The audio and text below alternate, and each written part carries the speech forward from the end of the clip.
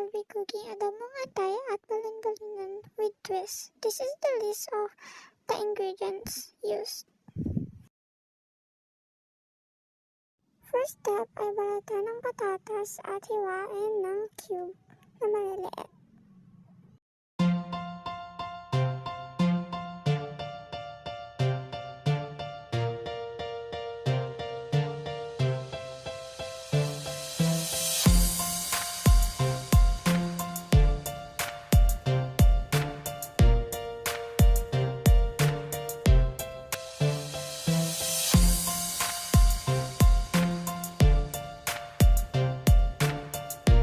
Second step, kunin ang luya, balatan at hiwain ng pahaba-haba na maliliit.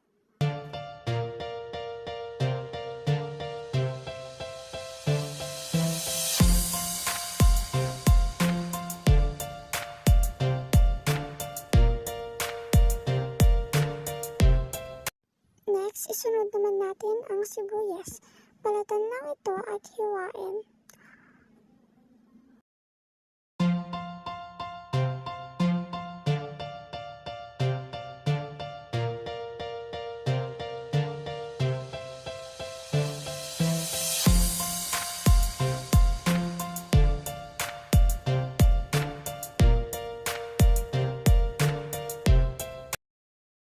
Next, buksan na natin ang canned green peas.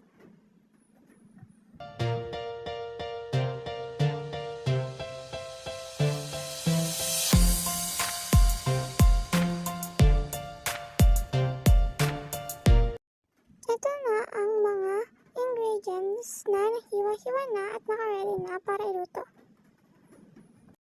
First step in cooking, put an oil in the pan. Tapos painitin. Pag mainit ng mantika, ilagay ang sibuyas.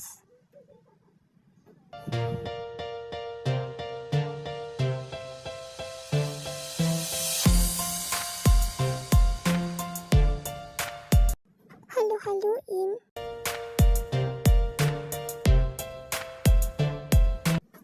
At ilagay na ang luya.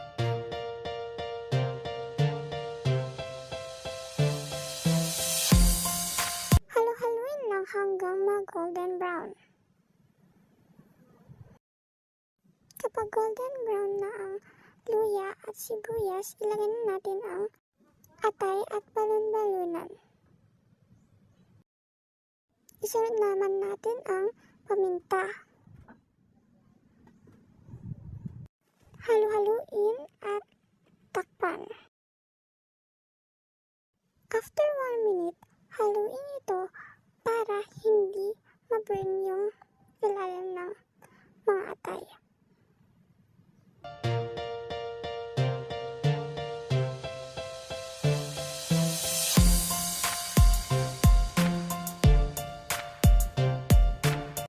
Next, ilagay ang ketchup.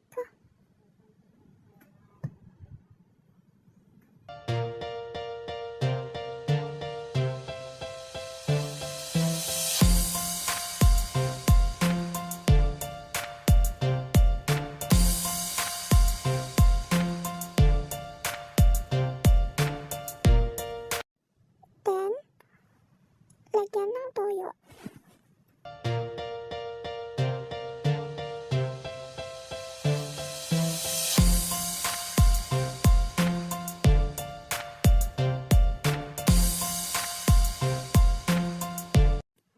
Halu-haluin.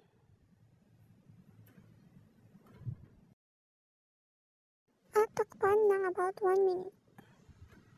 Kapag ganito na ang itsura ng luto nyo, ilagay nyo na ang patatas.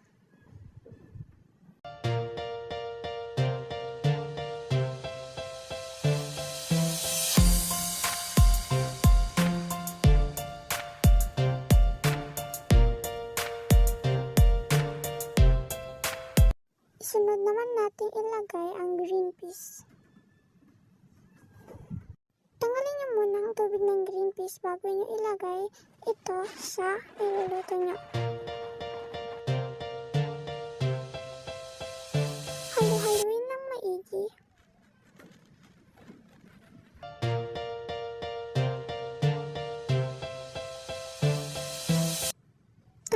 Tapos itakpan ng 1 minute. Pagluto ng patatas at green peas, ay luto na rin ito. Ganito ang magiging itsura niya kapag luto na. Masarap partner sa kanin. Yun lang guys. Thank you so much for watching.